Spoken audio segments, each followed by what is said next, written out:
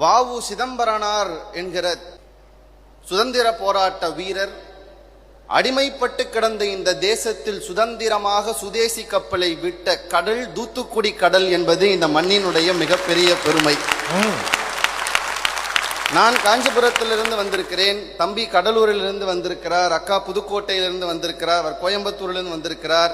யார் எங்கிருந்து வந்திருந்தாலும் நாங்கள் வீட்டிலிருந்து எப்போதும் நன்றியோடு நினைக்கக்கூடிய ஒருவர் தூத்துக்குடியை சேர்ந்த அத்தனை பேரும்.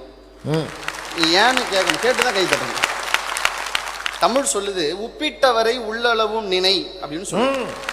உங்களுக்கு தெரியுமா, தமிழ்நாட்டின் அத்தனை கோடி தமிழர்களுக்குமான 70% உப்பை விளைவித்து தருவது தூத்துக்குடி மாவட்டம் என்பது இந்த மாவட்டத்தினுடைய இன்னொரு பெருமை.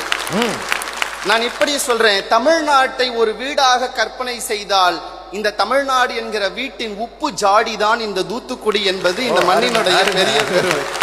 இப்படி ஒரு ஜாதியா